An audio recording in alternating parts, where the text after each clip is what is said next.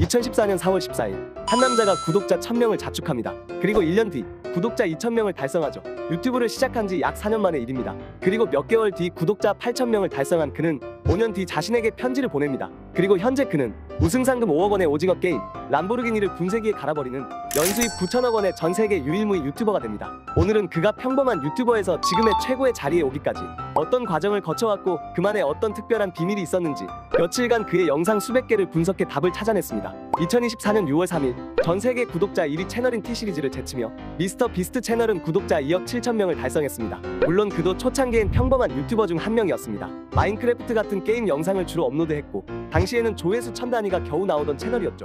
하지만 구독자 1만 명을 달성한 시점부터 콘텐츠를 바꾸기 시작하더니 2016년 5만 명, 10만 명을 연달아 달성하며 급떡상하기 시작했죠. 이때부터 본인만의 독특한 콘텐츠를 올리기 시작했는데 전자레인지 안에 전자레인지 돌리기, 0부터 10만까지 세기 등 기발한 콘텐츠로 엄청난 성장세를 타기 시작합니다. 2017년부터는 마트의 모든 물건 다 사기, 무작위로 한 스트리머에게 들어가서 $1000 기부하기, 노숙자에게 $1000 기부하기 등 콘텐츠에 몇 천만 원을 그냥 태울 정도로 스케일이 점점 커지기 시작했습니다. 근데 저렇게 하면 남는 게 있음. 그가 직접 말하길 기업들에게 후원받아 만든 광고들이 대부분이어서 오히려 지금처럼 스케일을 키울 수 있는 순환 구조였다고 하죠. 훗날 미스터 비스트는 한 인터뷰에서 이렇게 말합니다. If you knew what I knew, you could get 10 million subscribers within 6 months. 미스터 비스트 채널은 작년 한 해에만 구독자가 무려 9,960만 명이 증가했다고 합니다. 국내 유튜브 채널도 다 제치고 한국 내에서 제일 많은 신규 구독자를 얻은 채널이었다고 하죠. 근데 아무리 구독자가 많다고 해도 뭔가 이상하지 않아? 보통 한국인한테는 한국 계정 유튜브가 뜨거. 각 국가에 맞는 유튜브 알고리즘이 잡힐 텐데. 그러게요. 어떻게 그는 전 세계 유튜브 알고리즘을 점령한 걸까요? 미스터 비스트 채널의 수백 개 영상과 그가 출연한 모든 인터뷰 영상을 찾아본 결과 놀랍게도 답을 얻을 수 있었습니다. 우선 첫 번째는 특별한 비밀이기에 먼저 공개하도록 하죠. 그의 최근 영상들을 보면 이상한 점이 하나 있습니다. 미스터 비스트 채널은 분명 미국 계정의 채널임에도 자동으로 한국어 번역이 되어 있습니다. 심지어 영상 속 모든 인물은 한국어로 말하기까지 합니다. 네, 더빙입니다. 유튜브가 일부 글로벌 유튜버들에게 1년간 시범 운영을 했었던 다국어 기능입니다. 현재 미스터비스트 채널은 11개국 이상의 언어를 더빙해서 업로드하고 있다고 하죠. 한 가지 재밌는 사실은 일본에서는 나루토 성우로 유명한 타케우치 준코가 미스터비스트 더빙을 맡고 있는데 소년미 뿜뿜하는 목소리라 매칭이 잘 되지 않아 미스캐스팅 아니냐는 여론도 있었습니다. 하지만 본인 피셜 나루토를 워낙 좋아하는 광팬이라 오히려 영광 이라고 했답니다. 아무튼 언어의 장벽을 지운 덕에 작년에만 1억 명에 가까운 글로벌 구독자를 얻었으니 전 세계 구독자 1등이 된 비결임에는 명백해 보입니다. 하지만 이런 이야기가 안 나올 수는 없을 거예요. 아니, 그건 미스터 비스트라서 가능한 일이고 일반인들도 가능한 걸 알려줘야지. 헛소리 할 거면 영상 끌게요. 잠깐 이제부터가 진짜 핵심이에요. 그가 가장 잘하는 부분 바로 썸네일이죠. 내가 아는 모든 걸 알고 있으면 6개월 안에 1000만 구독자를 달성할 수 있다고 말한 비밀이 여기 숨어 있거든요. 그의 썸네일은 별것 아닌 것 같지만 이 한 장에는 정말 엄청난 비밀이 숨어 있습니다. 초창기 썸네일과 달리 언제부턴가 그는 썸네일의 글자 자체를 사용하고 있지 않습니다. 마치 글자는 방해되니까 필요 없어, 이 사진 한 장이면 충분해라고 말하는 것 같죠.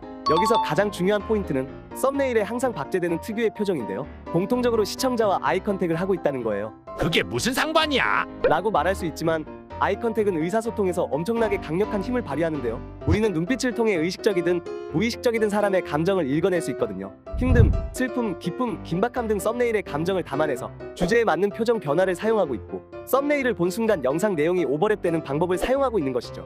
하지만 그가 가장 중요하게 생각하는 부분은 따로 있는데요. 바로 30초입니다. 그는 초반 30초를 사로잡은 영상과 그렇지 못한 영상은 실제 엄청난 차이가 있었다고 말하는데요. 실제로 그는 썸네일과 제목이 반드시 연결되는 인트로를 구성합니다. 그리고 그 상상을 훨씬 뛰어넘는 압도적인 스케일을 가장 처음 보여주고 인트로와 본문의 구분 없이 영상을 이어나가는 방법을 사용하고 있죠. 실제로 영상을 보다 보면 영상이 언제 시작된지도 모를 정도로 하이라이트 인트로 부분과 영상의 본문을 매끄럽게 연결하는 모습을 보여주는데요. 이렇게 가장 중요한 30초 동안 시청자 이탈을 최소한으로 줄여서 시청 지속 시간을 높이는 전략을 사용하고 있는 겁니다. 현재 유튜브 알고리즘은 높은 조회수를 우선으로 했던 초창기와 달리 시청 시간, 시청자 참여도 등 복합적인 요소를 결합해 좋은 동영상을 판별하고 있습니다. 때문에 그는 좋아요와 댓글을 유도하는 시청자 참여 콘텐츠를 만들어서 알고리즘을 이용하기도 했죠. 국내에서는 스토리님이 이러한 방법을 정말 잘 활용했다고 볼 수 있습니다. 아니, 근데 미스터 비스트나 스토리니까 저런 영상도 먹히는 거지. 일반인이 따라한다고 되겠어. 물론 100% 통한다고 단언할 수는 없죠. 무조건 정답이란 건 없으니까요. 하지만 국내든 해외든 떡상한 영상들을 살펴보면 한 가지 본질이 지켜지고 있었습니다. 바로 썸네일, 제목과 연결되는 초반 도입부였습니다. 우리는 어떤 이미지를 보게 되면 그 이미지와 연관되는 가상의 이미지를 만듭니다. 그리고 뇌는 예측을 하기 시작합니다. 하지만 내가 예측한 이미지는 킹콩이었는데 조스 이야기만 주구장창 하고 있으면 어떻게 될까요? 일단 관심도가 떨어지고 재미가 없겠죠. 물론 미스터 비스트가 만들어내는 엄청난 스케일의 영상은 기대치를 훨씬 뛰어넘는 자극적인 소재를 다루기 때문에 사실 그냥 흥미가 생길 수밖에 없어요. 때문에 알고리즘의 선택을 받는 건 어찌 보면 당연했다고도 볼 수가 있죠.